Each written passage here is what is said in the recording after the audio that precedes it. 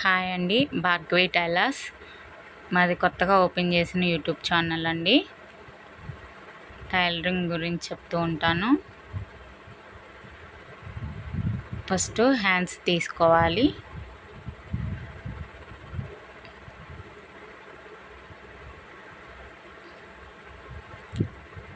అటువైపు అతుకు పడిద్ది కాబట్టి అలా కాకుండా ఓపెన్ చేసి మళ్ళీ అలా పన్నా మార్చి వేస్తే 40 సైజ్ బ్లౌజ్ అయినా సరే జాయింట్ పడకుండా వస్తుందండి. ఎటైనా సరే ఫస్ట్ హ్యాండ్స్ తీసుకోవాలి. హ్యాండ్స్ కింద ఖర్చు పైన ఖర్చు. ఎప్పుడైనా హ్యాండ్ పొడవు 8 ఉంటే సంక డౌన్ వచ్చేసి 4 రావాలండి. 4, 3.5 వస్తుంది. అలా డౌన్ వస్తేనే నీట్గా ఉంటుంది, సంకలో తిత్తిలు లేకుండా వస్తుంది.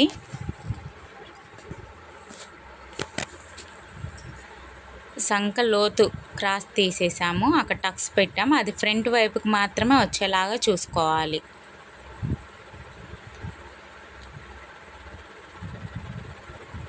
ఇది పైపింగ్ బ్లౌజ్ కాదండి, హెమ్మింగ్ బ్లౌజు. అందుకనే ఆ కట్ చేసే పీసు వీపు వైపు కింద వైపు వేస్తాము. సేమ్ అదే వస్తుంది, ఇంకా అంచు కుట్టకుండా పర్ఫెక్ట్గా వస్తుంది నీట్గా.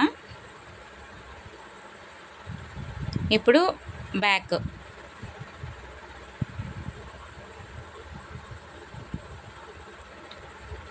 బ్యాక్ లూజ్ అండి. తర్వాత వచ్చేసి బ్యాక్ పొడవు జస్ట్ అలా సాగతీయక్కర్లేదు, అలా జస్ట్ పెట్టించుకోవచ్చు. కింద ఒక 1/2 ఇంచు, పైన ఒక 1/2 ఇంచు వదిలేసి అలా పెట్టుకోవాలి. కింద నుంచి నెక్ డ్రా చేసి అక్కడ బాక్స్ గీసుకోవాలండి.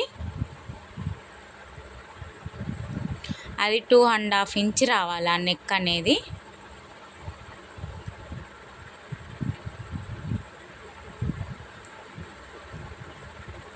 బాక్స్ డ్రా చేసి రౌండ్ తీసుకోవాలి.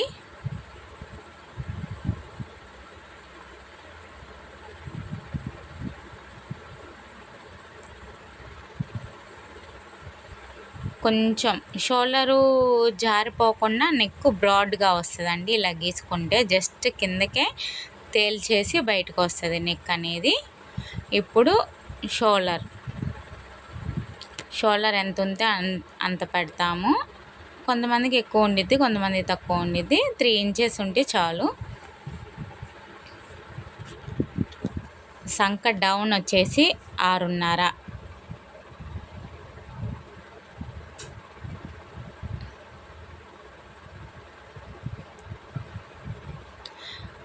6.5కి స్క్వేర్ బాక్స్ తీసుకొని దాంట్లో రౌండ్ తీసేస్తే సంక నీట్గా వస్తుంది.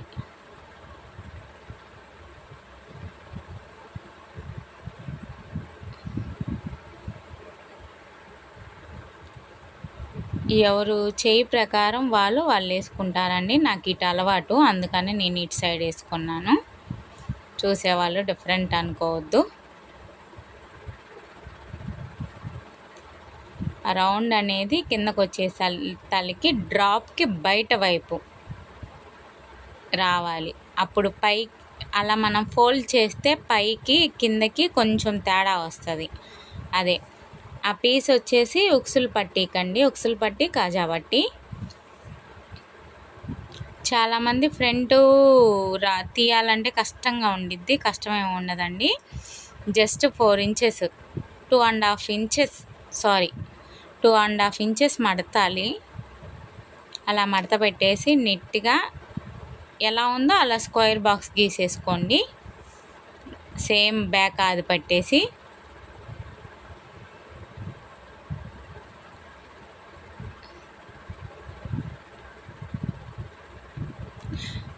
జస్ట్ ఏం కొలవక్కర్లేదండి. ఫ్రంట్ 2.5 ఇంచ్ కింద మడిచేసి మొత్తం యాస్టీజ్ అలానే గీసుకొని నెక్ ఒక్కటి మాత్రం పెట్టుకోవాలి. అది ఎవరికైనా 6.5, 7.5 ఉంటుంది, అంతకంటే ఎక్కువ ఉండదు.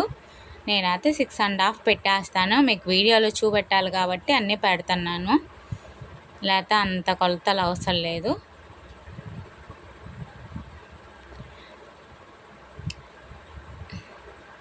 సేమ్ యాజ్ ఇట్ ఈజ్ ఎట్లా ఉందో అలా ఇంకా డ్రా చేసుకోవడమే.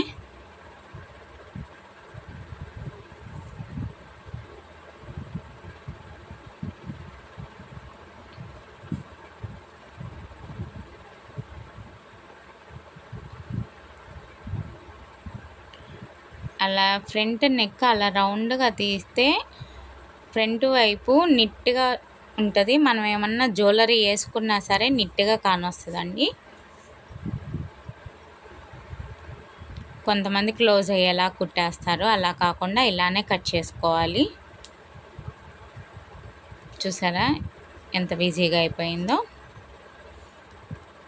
ఇప్పుడు అదే బ్యాక్ మీద ఫ్రంట్ పార్ట్ ఉంచేసి అట్లానే సంక లోతు తీసుకోవాలి.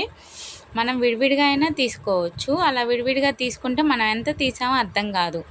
ఆ బ్యాక్కి జస్ట్ ఒక 1/2 ఇంచ్ లోతు ఉండాలి. అది ఎలానో చూడండి.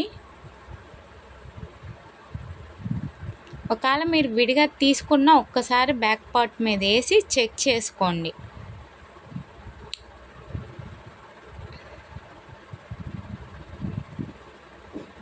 అలా కట్ చేసేటప్పుడు ఒక్కోసారి బ్యాక్ పార్ట్ తెగుతుందండి, చూసుకొని కట్ చేయండి.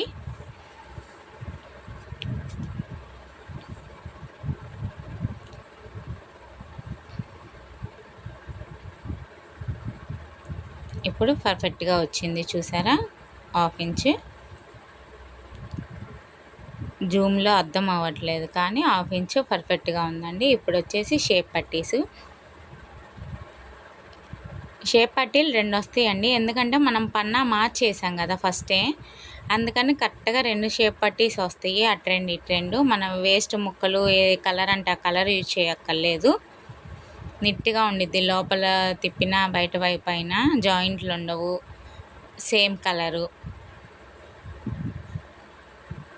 ఎంత లావు సైజు వాళ్ళకైనా ఇలా పన్నా వేసుకుంటే మాత్రం అస్సలు జాయింట్ పడవండి, మరి ఇంకా బిగ్ సైజ్ అయితే తప్పితే. ఇప్పుడు ఒరిజినల్ ముక్క ఎలా, ఇలాంటి డిజైన్ అయితే ఇబ్బంది లేదండి, ఎలా అయినా కట్ చేసుకోవచ్చు. మామూలుగా అయితే ఏదన్నా బొమ్మలు డిజైన్స్ వచ్చినప్పుడు ఆ కటింగ్ వేసి చూపెడతాను. బొమ్మలు ఎప్పుడు బొమ్మల్లాగే రావాలండి, అడ్డదిడ్డంగా కట్ చేయకూడదు. ఇలాంటి ప్యాటర్న్ అయితే ఎలా అయినా కట్ చేసుకోవచ్చు, ఇబ్బంది ఉండదు. షేప్ పట్టీలు బ్యాక్ కట్ చేశాను, ఫ్రంట్.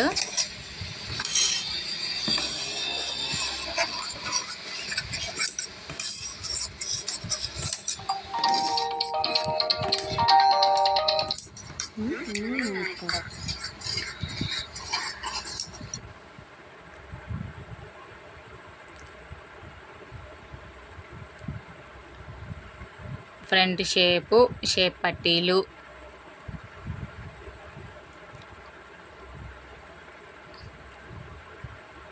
ఉక్సల పట్టీ, కాజా పట్టీ, బ్యాక్ మొత్తం అయిపోయిందండి.